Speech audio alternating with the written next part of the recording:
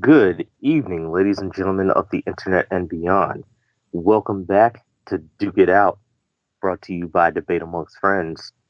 It has been a while. It has most certainly been a while. We had the holiday celebrations, New Year celebrations, and then your boy celebrated a birthday. So we're kind of doing a little while you were gone recap here tonight. Uh, And in order for me to bring the show a little bit of credibility and a lot of bit of justice, I have employed the help of the one and only Professor John Gotti. How are you doing tonight, sir?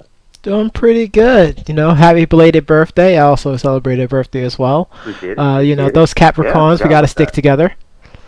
Word.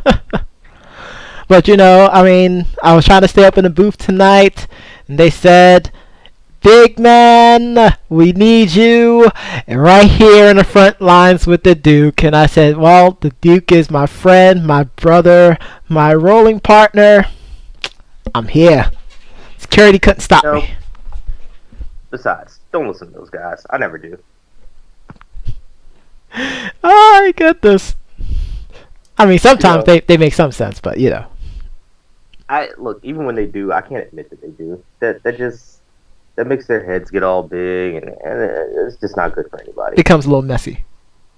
Yeah, Just little slightly. complicated. Slightly. Little complicated. Avril Lavigne, why does things have to be so complicated? But that's besides the point. Pretty It was a good song. It was a good song. for what it was. Exactly. But we're gonna keep it light tonight, and just kind of go over a handful of things Okay. that happened. Mostly some new stuff. Um, such as my Titans. I got to give them a little bit of shine, but only about apparently as much as they actually deserve. We'll talk about that. But Yeah. we also have the ongoing saga that is he touched me. That's actually what we're gonna call it. This is what we're gonna call it. And we have our countdown to the one and the only King of Wakanda, the Black Panther. Yes, sir. Yeah, super hyped for that one. In case anybody has not caught it, new trailers out there. But we'll get to all that there in a minute. So, kind of rewinding back to the Titans, I was so hyped coming into Saturday. I was like, I know this is going to be heartbreak and a half.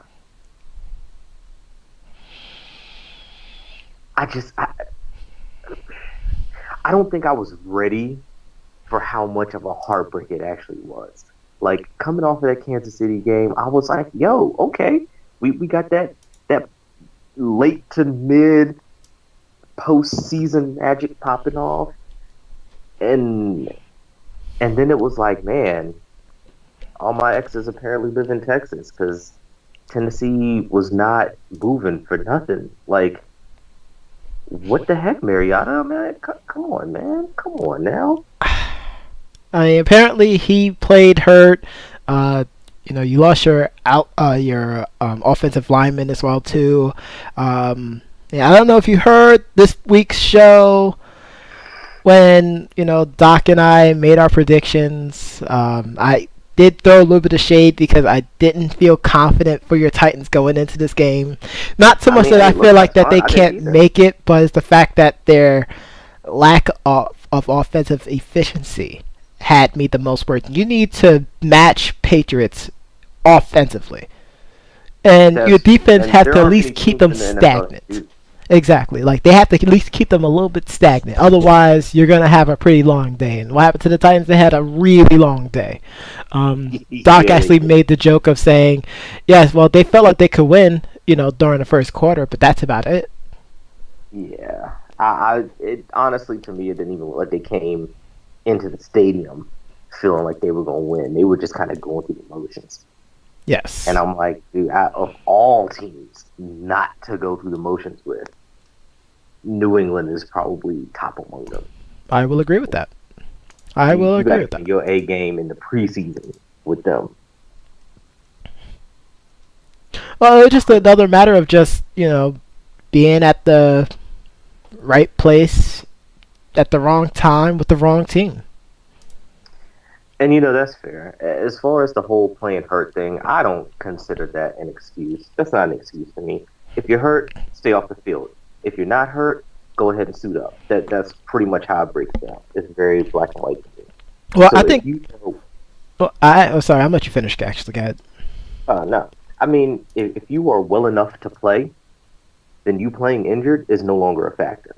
Mm. It is basically what I'm getting at here. That's just like if you are well enough to go to work, then you having a headache is not really a factor to you doing your job. I think a lot of people disagree with that, but I could get where you're going with that. I can get where you're I going mean, with that. look, if I'm getting paid millions of dollars to do my job, I'm gonna roll up in there with the bubonic plague. Mm-hmm. I won't talk to nobody. I won't shake nobody's hand, but I'm gonna make that money. So, yeah, hey, look, I'm gonna make that money. So that's what I'm dropping at when I say you playing injured, not a factor to me. Because if you were that injured, you wouldn't be on the field. That's fair. That's fair. Yeah. I mean, I just feel like, whoever won that game between the Titans and the Chiefs, and I alluded to this the week prior, actually, is in a lose-lose situation because you're facing off against the Patriots. That's a loss. Yeah. And then you face off against the Patriots in Foxborough. That's definitely a loss. They don't necessarily have the best road record. And once again, it still goes back to offensive efficiency, Right. just being able to keep up with the Patriots. Like, the Patriots were rather sluggish at the beginning of the game. And that's true. I mean, but the Patriots have kind of always been in that mode of they're kind of slow to start. Them, Green Bay, to an extent, Pittsburgh, they all kind of had that same, slow moving engine gameplay. But Yes. once they get going, it's like the juggernaut. Like there's not very many things you can do to stop it. Unless your name is Kitty Pryde, but that's beside the point. This is true. But goodbye Titans. It's been fun. Hopefully you learn from your mistakes of this season and come back again next season and try a little harder. As a Tennessee fan, I know that this more than likely will not happen, but I can hold out hope. Hey, hope is the only thing that you have. At least you're not like the Cowboys and, underachieve. Hey, look, if we could all just burn down a stadium, I'm sure we could majorly agree on which stadium it would be. The Cleveland Browns one? Nah, for what? That's pointless. Like, why burn that one down? Ugh, come on now. but moving on. So, as it seems like always here in recent memory, we have another new week and another set of allegations that blank touched me. Which this past week was actually pretty interesting in the extent of who these allegations are being thrown at. Like, usually every week there's always at least one person in there that I'm just like, dude, really? Like, really? That guy? Really? But this week, it kind of seemed like the whole week, to include today, was just chock full of, oh my God, are you serious? Like, for instance, we got Stan Lee, who is being accused of touching and saying inappropriate things to the nurses who were taking care of him. Which actually kind of blew me for two reasons. One, I didn't know that Stan Lee had a nursing staff helping to take care of him. That's kind of that's probably one of those need to know kind of things. right. I mean, honestly, he was a pretty spry old man. Like I didn't really feel like he was at that point in his life yet, but I guess so. But then also too, it just got me because it's like, dude, this freaking Stan Lee. Like, come on, man. I mean, but if you just look at it like that, though, I mean, now you're looking at it just blind-eyed, not complete circle. Look, And I understand that's the unpopular opinion. You know, people don't like me when I say stuff like that, but I have to be unbiased. I mean, look, I get it, and I'm right there with you. Like, we can't really step out and be like, oh yeah, this person would never do that. But like personal opinion, I'm just like, for real, so For like reals. Stan could probably go get some strange at whatever convention he was at. Like, and again, there are some pretty hot men and women, depending on your preference, Of course. at all of these conventions. Like, it's kind of like it's almost like a strip club owner being accused of sexual harassment. Like, it's kind of like, for what? What's the point? I don't know. I don't know. But we also, and I didn't actually throw this one in there because I actually just found out about it before the show, but I'm gonna throw it in there now. We got Aziz Ansari, the comedian, who is Okay. also being accused of essentially sexual assault by a girl that he dated in New York a few weeks or months back. Um, I point this out specifically because we went to high school together. So it kind of hits a little closer to home than some of the others. But um, apparently, per the story, they went out on a date. She comes back to his apartment in Tribeca. Um, things start getting a little hot and heavy. Of course. She goes, no, you're moving too fast, blah, blah, blah. To which, again, this is just her account. He has not commented on this yet, so I want to preface this. Um, but to which he says, yeah, hey, I'm going to go grab a condom. Um, yeah, goes, they do what they do. Um, and then she sends him a text the next morning to the effect of, hey, last night might have been fun for you, but it wasn't for me. I repeatedly told you no, blah, blah, blah, blah, blah. And she actually says that she was not going to bring this up until Until. she saw him wearing, yeah, until she saw him wearing his Me Too support pin at the Golden Globes this past week. To which I guess she kind of balked at the hypocrisy of it all and went ahead and spilled her story to Mashable of all publications. Of course. Yeah, that one kind of blew my gourd there for a hot second. I'm like, wait a minute. So basically, what you're saying is that not only did it not stop at harassment, but then also assault, and then potentially full-blown rape, but you didn't feel the need to report anything until you considered him to be a hypocrite.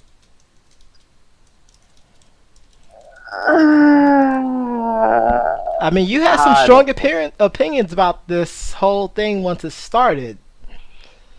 You know, do you still feel the same way? Is your views kind of jarred now because it's a little bit more personal? Like, the people, I mean, this is your show, but they're screaming in my ear. They're saying, what does the Duke think about this? Well, and again, my opinions on this have not changed. Again, I do feel that there are genuine victims out there. Absolutely. Right. You know what? I actually shouldn't say victims. I feel like that kind of degrades the people who are speaking out. Many individuals affected by. Yes. You're welcome. And I'll even go as far as to say many individuals directly affected by these actions. But I feel like it is reports like this that take away from the credibility of the people who this has actually happened to. Now, again, I was feeling some sort of way about the people who, waited so long to come out. And there were actually some very good points leveled at me about the reasoning behind why people decide to speak out and what takes them so long, and, et cetera, et cetera. Mm-hmm. But this particular instance, I feel like, investigate it. Investigate it to the full out extent that you can investigate it, because I don't feel like this one holds up. Okay. Um, but even more than that, I don't feel like we should take all of these allegations at face value. And I realize that the victim support groups, this is almost exactly what they are speaking out on, is the fact that they feel like they are not being taken seriously, and that um, they want their voice to be heard as well. And I wholeheartedly agree with that. But I kind of feel like either you need to police yourselves in the sense of you need to be looking into all of these allegations yourself to see what is and is not true, what does and does not pan out before it becomes headline news, or you need to be pressing the police to actually investigate more of these claims because again, it all it takes is that one Virginia Tech story to come Hmm. out about how this didn't really happen and someone cried wolf to demean the entire movement. And for those people directly affected, that is not what I want for them. I don't think that's what anybody wants for them. Um, you should be able to speak out and you shouldn't be afraid to speak out. And when you speak out, people should take you seriously. Absolutely. But in order for that to happen, um, there has to be a certain amount of credibility. I.e., if someone runs up to me and they're pushing an empty stroller in a parking lot and they go, someone just took my kid. I was putting groceries in the car. I turn around, the kid is gone, and this car is speeding off. I'm going to believe you at face value. One, because this is not something that happens every day, but also two, because you have all the hallmarks of a, I'm going to use victim just to shorthand this, of a victim of child kidnapping. Hmm.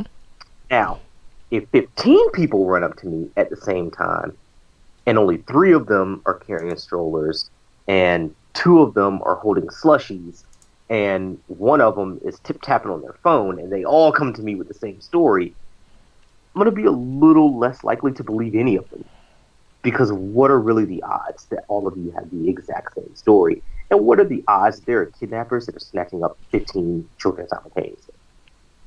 And that's kind of my issue here. Like I realize there are bad things that happen in the world, however, comma. Um, again, I don't feel like you should. I don't feel like if something has happened to you, you should depend on someone else to speak up for you. Is basically all I'm getting at here. We teach Hmm. children that at a very young age. You know, we've even had to reinforce that in recent years in terms of terrorism. You know, where one of the biggest pushes by any form of government is see something, say something. You know, you see something going down, say something about it. That's the only way to get this stopped. And we all, for the most part, took that to heart in terms of terrorism. But when it affects you personally, I guess a lot of people are just like, that can wait. That's not that important. Nobody will believe me. Like, as opposed to you saying, I just saw my neighbor loading up C4 out of their trunk into the garage, and you expect somebody to take that seriously. I don't understand why you wouldn't go, hey, my neighbor came over, forced their way in the house, and tried to have their way with me. You wouldn't think that people would take that seriously. I don't know. I don't know. Maybe I just need to be on the other side of this argument. Not that I necessarily want that to happen, but I mean, you know, maybe I just need that eye-opening experience Hmm. to fully understand this. However, that's how I feel about it on today. Um, but you know, to that extent, there is also the flip side of this argument. Um, in a, I don't really know what to call it. Was it an interview? Was it a TV show? Was It it was a a TV show. Another okay? reality TV show. I mean, I've been on record saying that I really don't. It's a Celebrity Big Brother UK. Ah, yes, there we go. Um, with your boy Genuine, Not, which not my honestly boy. I was kind of shocked because man, don't act like you weren't rocking Pony, not even but a few No, years ago. no, no, no. And I'm on record saying no. you know, but any hoozles. So the victims' rights slash LGBTQ community um, were up in arms over this, which at first I was kind of like, yo, is Genuine coming out as being gay? Is he saying like homophobic things? Like, what is going on? Let me click on this and read about what is happening here. So, Genuine is actually being accused of being homophobic because he would not give a transgender woman, an openly transgender woman, a kiss on TV. Now, I like to try to do. And I think the term you're looking for is transphobic. Yes, sorry. Got to be Well, PC. You can't let people get pissed off anymore. Well, actually, hold on. To actually be fully correct, they are actually claiming or accusing him of being transphobic and homophobic. Just because of the comments that were said during this episode. But you know, I had to actually go back and dig through the archives and try to find this episode.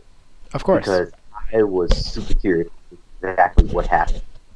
I read about 5 different articles and they said about 4 different things. So I was like, yo, let me go make up my own mind here. So I went back and read it, and it started with a fairly open and honest dialogue about transgender people in today's society and about the essentially the struggles that transgender people go through. Yes. Which, you know, hey, I am all for the plight of any peoples who feel that they are being persecuted by the culture that they live in or the society that they live in. It's wrong, and we should do whatever it is that we can as individuals and as a society to end that. Where the conversation kind of went askew is when a transgender actress, I forget her name, Chris, please help me out, look that up, who was actually sitting next to Genuine in this clip, which, you know, makes its play here later on. She actually asked him, you know, would you date a transgender woman? To which Genuine, you know, replied honestly, no, I wouldn't. And she was, you know, I feel like he was being baited in this conversation. Well, isn't that how it is, though? For the most part, yeah. But again, that's personal opinion. Some of them I can prove, some of them I can't prove. It all depends on the person's intention. Of course. But again, I feel like there was a fair amount of baiting there. But it was funny to me that, you know, they tried to attack this from multiple angles. So, you know, first it was, well, would you date a gay woman? And he's like, well, you know, I don't really feel like she'd be interested in me, so nah. Okay, well then, would you date a straight woman? Yeah, sure. You know, you know, he even admit I'm a heterosexual male. Like, yeah, you know, she was cute enough, yeah, I'd totally date her. So would you date a gay man? No. Would you date a transgender woman? No. But you just said you date a woman. He's like, yeah, but if I knew that she was transgender, then I probably would not date her. That is when the internet essentially went nuts. And again, I don't feel like there is anything wrong in what he said. There were no slurs thrown. There was no, you know, there were no opinions passed. I would or would not date them. You know, it wasn't like he was like, oh yeah, that's sexy. No, that's gross. None of that. And I actually watched the clip. So unless there are some additional minutes that aired that are no longer available. Or you could just find the full episode. Well, and that's true. But all the articles are specifically referencing this 5-minute section of the show. So, I mean, that's all I really stuck to. Maybe I will sit down and watch the whole thing, but But, you know, that's essentially where the internet went nuts. So I was trying to figure out in my own mind, like, what exactly did he do wrong? If I were a gay male or a homosexual male and I said no, I wouldn't date women because I like men, and someone came up to me and said, well, what if this was a woman dressed as a man? And I said, well, if I knew that that was a woman, I wouldn't date them. How would I be wrong in that? That was the $1 million question I was, grappling with. Well, and that's one of the things that not only that you grapple with it, but that's the whole meaning of the show is to talk about these hot topics. I mean, there is a lot of baiting out there. There's a lot of people who just want to argue for the sake of arguing. People who enjoy baiting and causing a lot of turmoil for people. Right. I mean, this isn't the first time something like this has happened. That is true. But I mean, again, although I do not fit into the LGBT or Q of this community, I still, as an outsider looking in, would like for them to have all the same, rights, privileges, and non-judgments as any other person, at least in America. I can't really speak to the rest of the world, but, at least in America. But it's instances like that once again, is just like the whole allegation thing. It's instances like that kind of take away from it. Because if you can't make people feel comfortable having an open and honest dialogue with you, there's not much hope for you to be able to speak your piece one way or the other and have it taken for what it is, your opinion.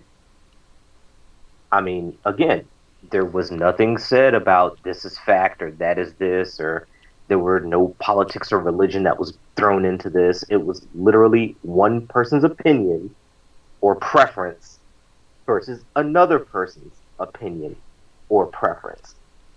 But like, it was crazy to me because what actually ended up throwing me was the tail end of this, where, and again, the whole conversation in and of itself didn't necessarily get crazy or wild or anything like that. But it basically concluded with them, agreeing to disagree and going their own ways. But before that, but are they really agreeing to disagree though? Probably not. This will probably come up again at some point. Okay.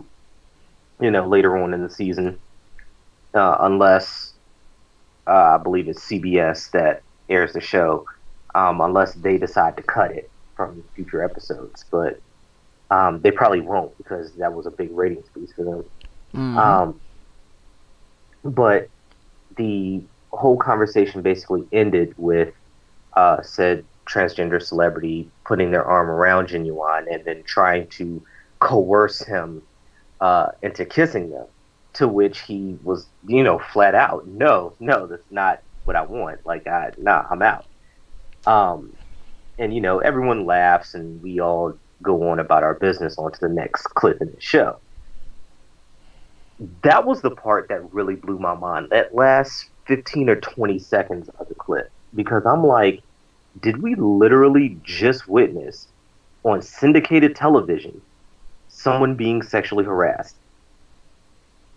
You were held against your will. You were coerced into doing something sexual against your will. And we all just laughed it off and went on to the next thing. CBS even went as far as airing it. Talk about a double standard. Double standards are very huge these days now. I'm just saying, apparently, and it was funny because someone actually brought up this minority trump card where there are tiers of minority outrage. If you are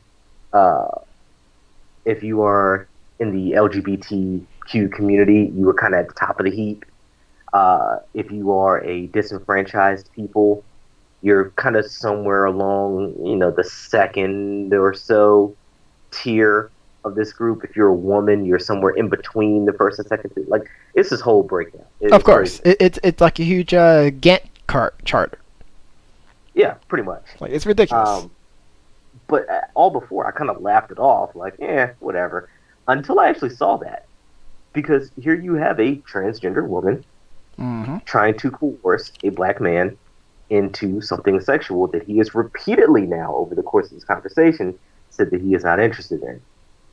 And we just all laugh it off, and no one even brings up the sexual harassment or sexual assault side of this conversation. And that part is what threw me. I'm like, wait a minute.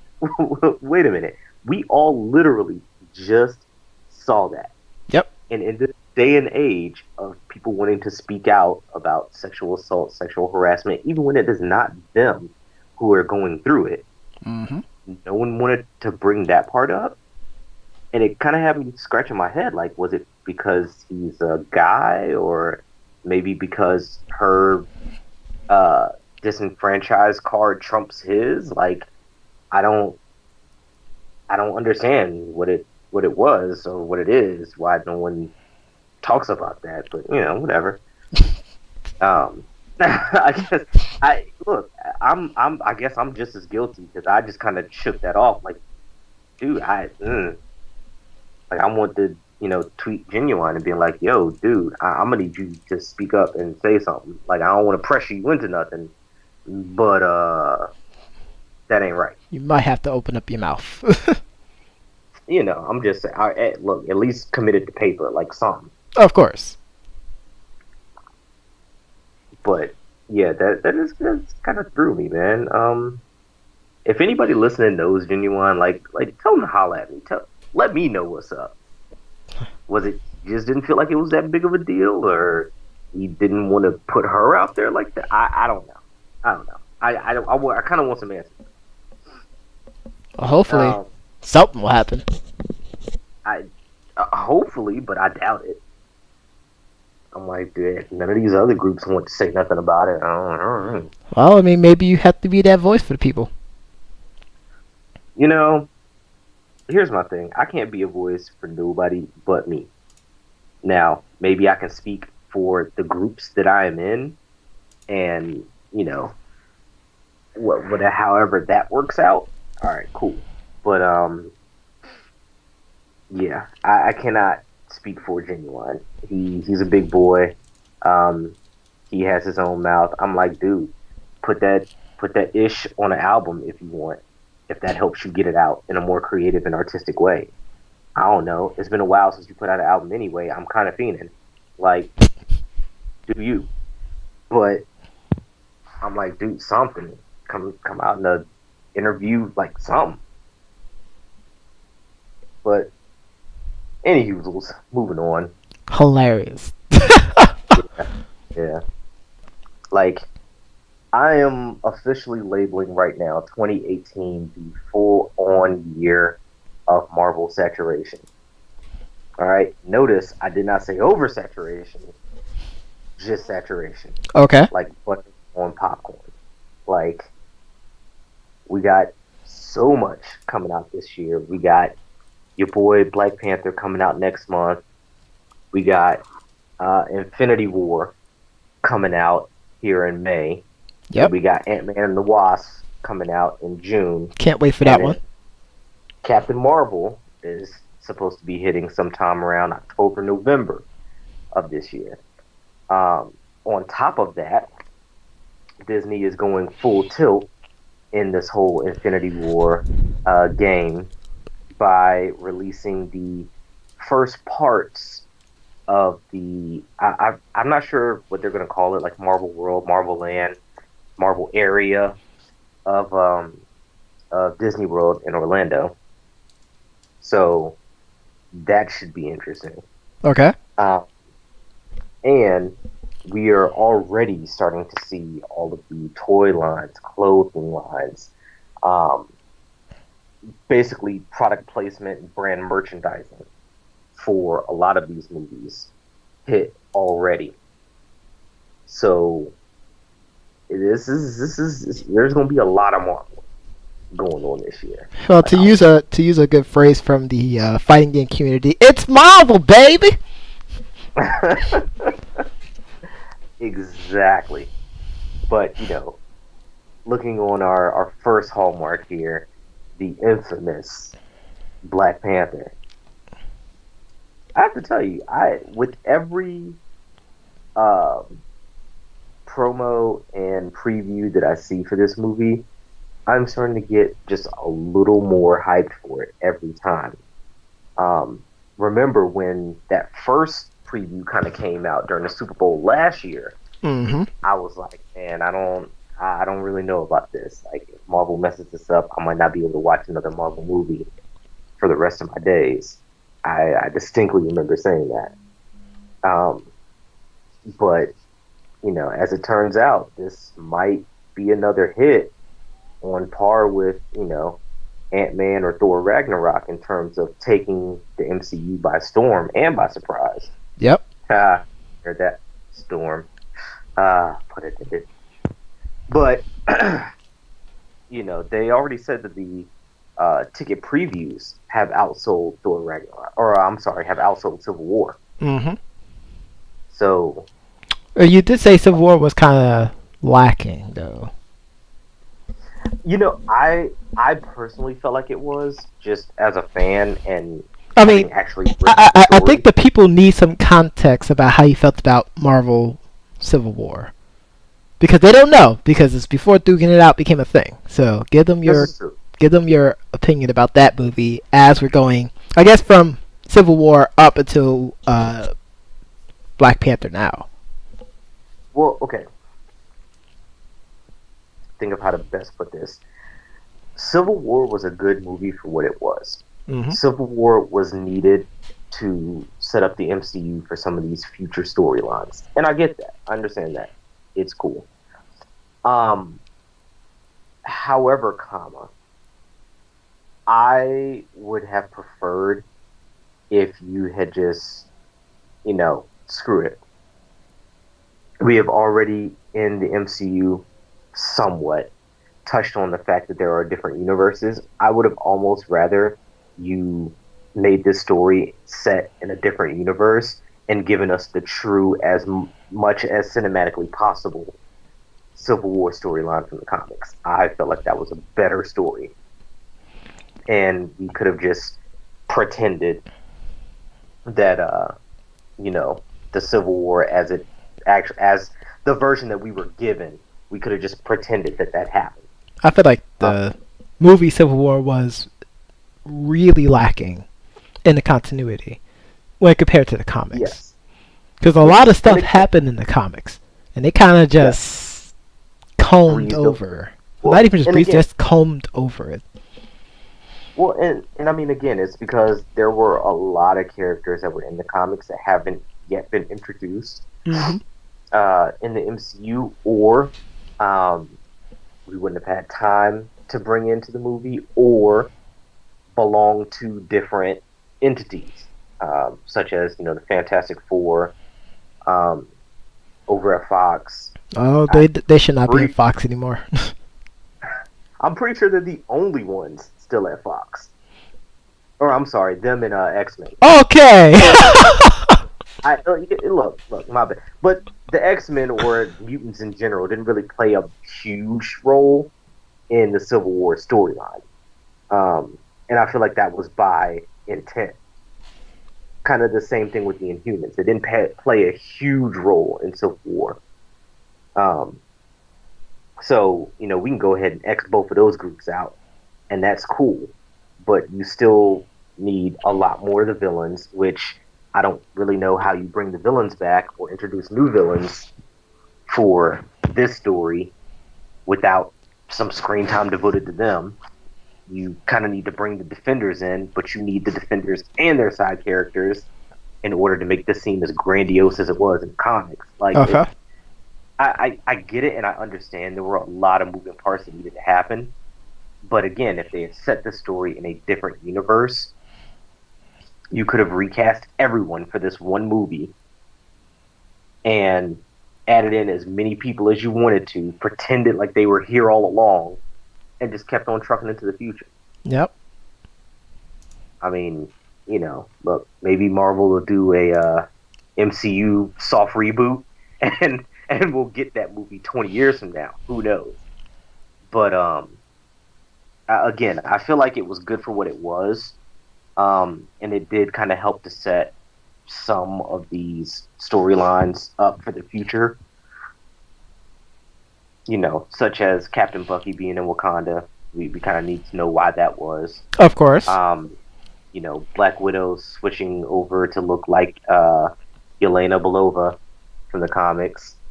Yeah, go ahead and wiki that. But there were a lot of things that happened post Civil War that we have yet to see, such as Vision and Wanda's new relationship, and how Rhodey bounces back from essentially being paralyzed. So I don't know.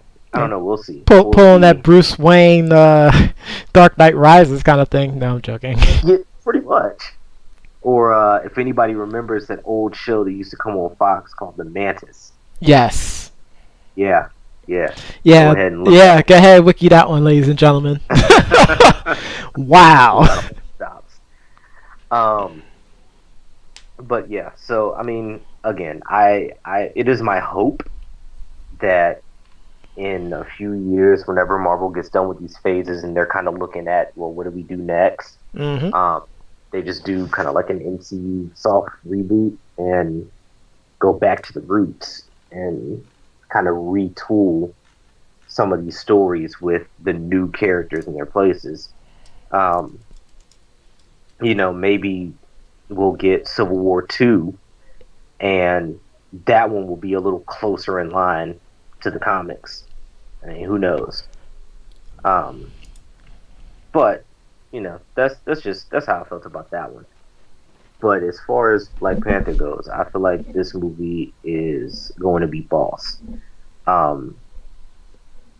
It's the first real time that we get to see a monarch being a monarch. Yes. We kind of saw a little taste of that in like the first two Thor movies, but it was very, very minimal. And even then, our main character wasn't necessarily the monarch who had to act on these lines. Whereas it's always kind of been the draw of Black Panther. I'll get you back, Venture! Oh wait, not that monarch. Yeah, not that one.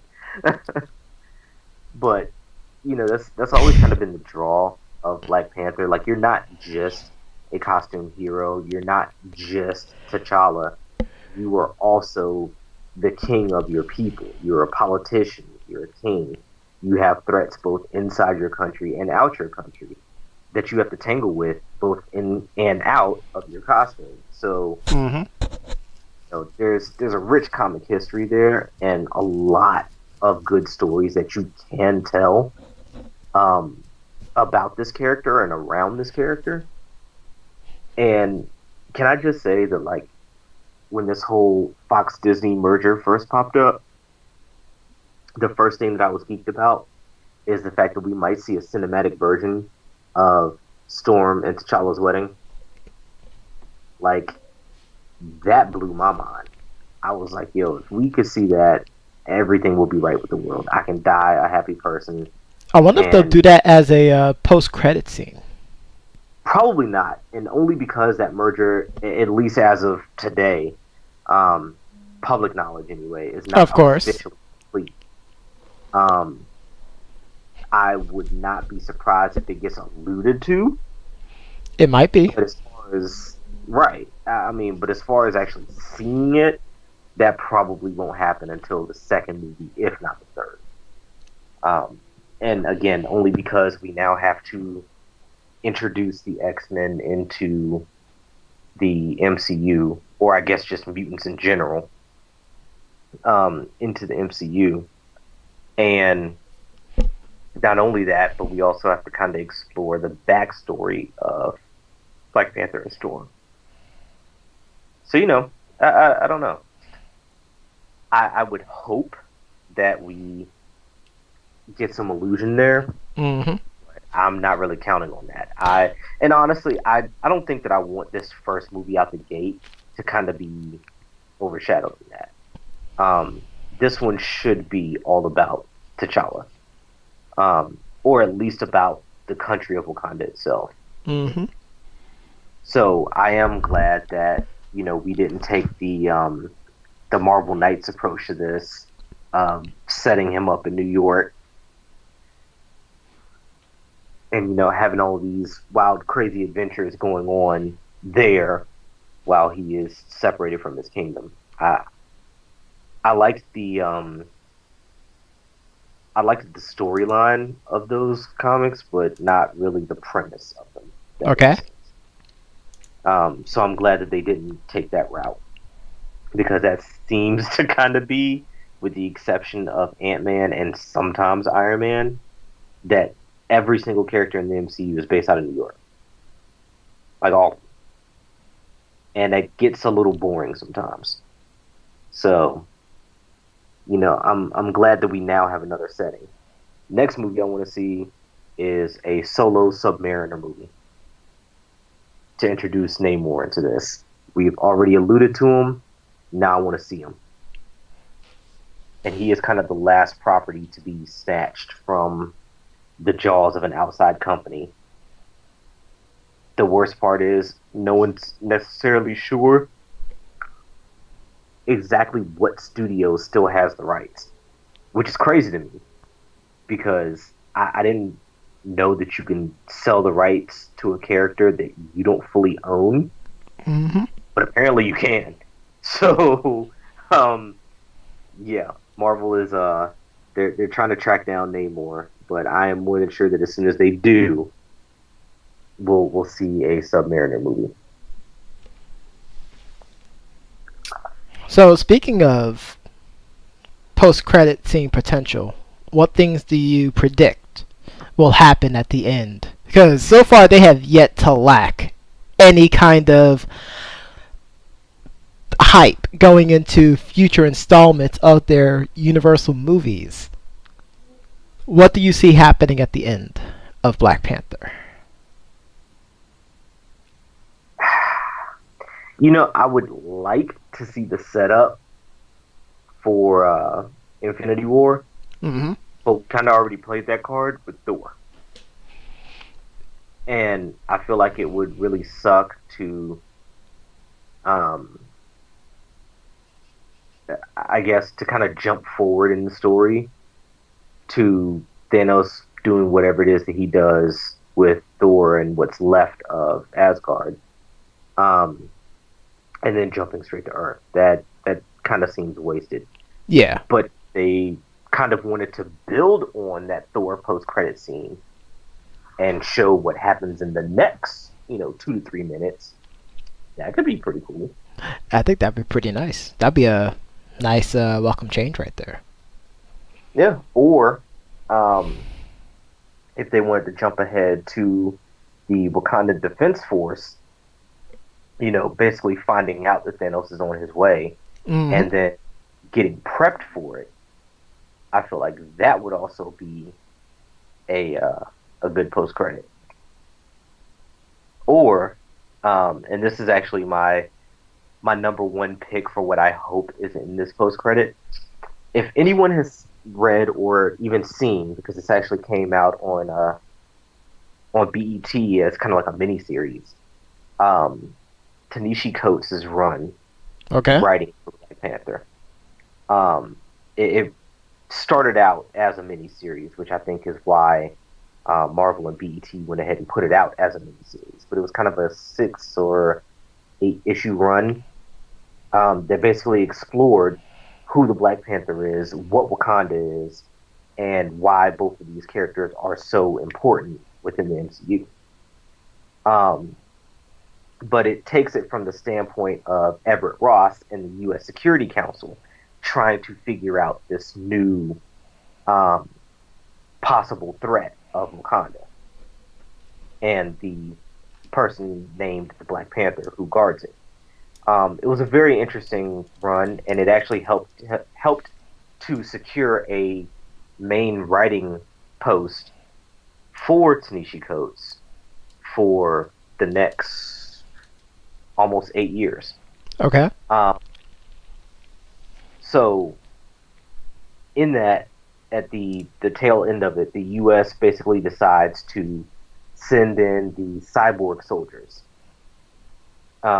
They had taken special forces soldiers who had died in battle and essentially outfitted them with cybernetic enhancements, brought them back to life, and had them programmed to go into Wakanda and essentially aid the Black Panther. That's air quotes, ladies and gentlemen. Yes, yes. I hope my lack of arms does not denote from the air quotes that I'm trying to make. A la Rick Sanchez. Hilarious.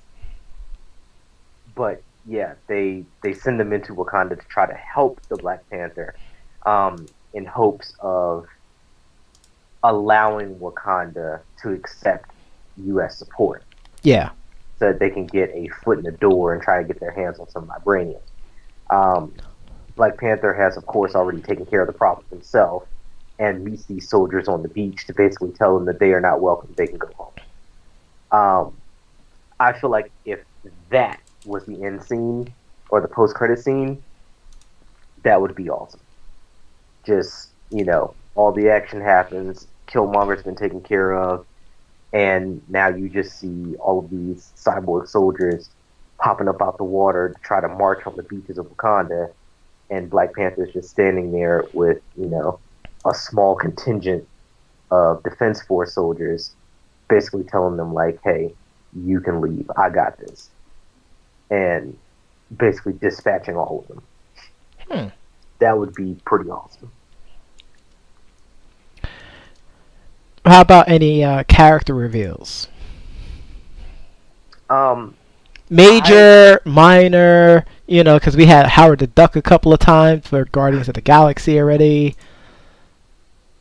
That's fair.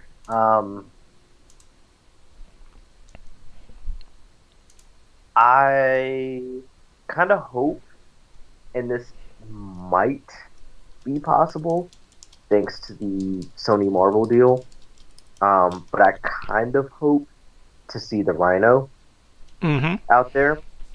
That could be pretty interesting.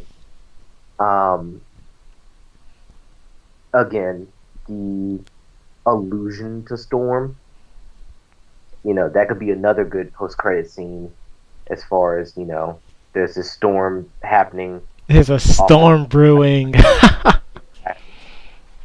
a storm brewing in, a nearby territory close to Wakanda. And, Black Panther pulls a Thanos and basically smiles to himself as he goes off to go check it out. That could be pretty good. There's a storm out in the horizon. I feel like, if they wanted to take a slightly lighter tone on this, you can have Shuri with her Black Panther get up, basically training, and T'Challa walking in on her and basically breaking her mojo. That could be pretty funny. But I mean, are we looking for anything comedic at the end of this movie? Because this movie isn't really supposed to be a comedy. This is true. So I mean, I feel like that's gonna break the flow of it. Like, I'm not gonna go to Black Panther to be amused. Like, if I want to get amused, I'll watch Guardians of the Galaxy. Like, I want Black Panther. Like, I want that seriousness because this is a very serious character. That is true, but that's why I feel like you need those Everett Ross characters or those Queen Divine Justice characters to bring some comedic tones to the stories. Because for the most part, whenever you read a Black Panther comic, like, you might chuckle a few times, but like, you're right, they're not traditionally funny. But the MCU movies on a whole are traditionally funny. It's still a very family affair. Which is why I feel like if there were to be any comedic notes in it, it probably would be at the end where peace and order has been restored and we're allowed to feel a little more lighthearted going into this, or coming out of it. And that's why I feel like, any comedic jokes or points that are made, they're going to stand out. Like, there might only be 4 jokes in this whole movie, but they're probably going to make you cry. Like, That is kind of what I'm hoping anyway. Um, but no, you're right. Mm, honestly, if we were to get this whole Fox Sony deal um, going, or I'm sorry, not Fox Sony, Fox and Marvel Hmm. um, deal going, I would probably like to see character reveal wise Fantastic Four. Um, it has already been the rumblings around Marvel that even when they get the Fantastic Four back, they're not interested in doing a solo Fantastic Four movie. I think Um, it's too late for them to do a solo Fantastic Four movie. maybe. I mean, you did one for Spider-Man. I mean, they already this will be the third reboot for this movie, for this It would be a franchise. third reboot for Spider-Man. Yeah, exactly. Yeah, yeah. But it's just the fact that they are more interested in getting the characters surrounding the Fantastic Four Hmm. than they are actual Fantastic Four. Um, and two, the four have more so been used to introduce other characters or other threats in the comics as of late, and I think that that's more the role that they want them in. So for the Fantastic Four to show up in Wakanda, A, it is a good use of the characters. B, it is a nod back to the very first introduction of Black Panther. Yep. And C, it is a it's kind of a tongue in cheek to all the fans that yes, this deal is happening. Expect bigger things to come. So I think that, doing that is kind of going to set people off as far as, oh my God, what about the X-Men? Like, when are we going to see them? Blah, blah, blah. And, Don't hold your breath, uh, ladies and gentlemen. That's not happening for a while. I hate to be that yeah, person. it definitely won't happen until after Dark Phoenix comes out. I can go ahead and Fox and Marvel have both said that if, because neither one is necessarily admitting that this deal is actually happening. And of Um, course, they could swerve absolutely everyone, which will make some of the fanboys get upset, but they'll be pretty happy about it at the same time. and that's fair. And they have been kind of slyly hinting to what they necessarily would do if this were to become a thing. I.e., if this deal were to go down, Marvel would not have access to any of the X Men characters until after at least the Dark Phoenix movie. Hmm. Um, so we'll kind of see about that, but that's why I threw the Fantastic Four in there, because they're kind of fair game. Fox does not know what the heck to do with them, and I feel like they would be the most willing to be thrown on the chopping block. Um, so yeah, which again, that's fine. Even if we don't get the X Men over, give us Fantastic Four and Galactus, and we've already seen the Watchers, um, and Silver Surfer, and all those other characters.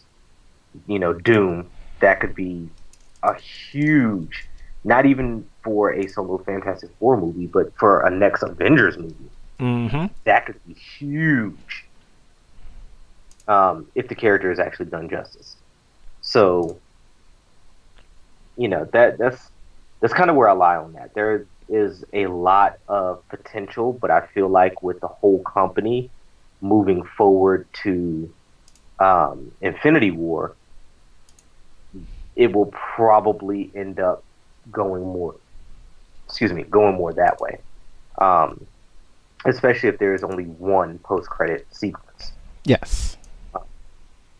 which I mean, again, I kind of hope not. But if there is only one, it's probably going to be something geared towards Infinity War. It is what it is, ladies and gentlemen. Sorry. But, ladies and gentlemen, that, for the most part, concludes today's show. Professor, do you have anything that you want to say to the people before we kick rocks and go join the pigeon gang?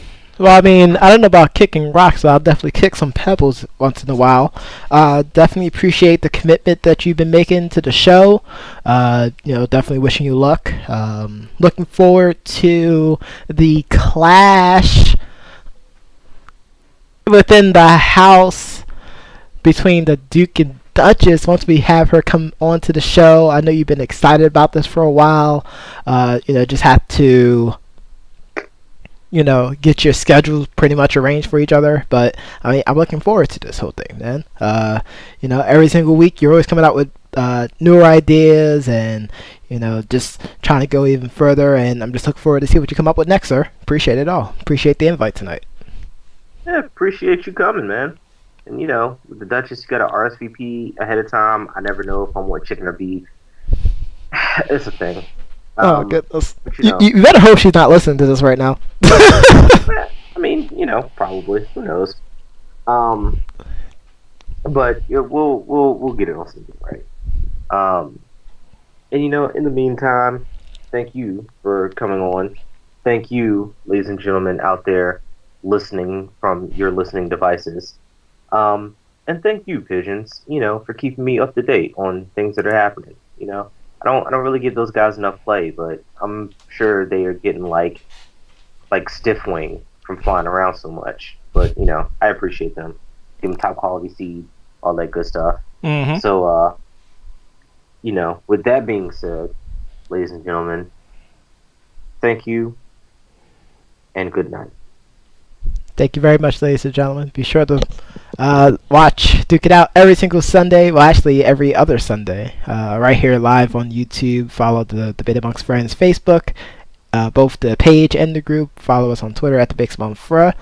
And you can follow the Duke via Carrier Pigeon. He knows exactly where they all come from. He has the connections. Peace and love, and good night.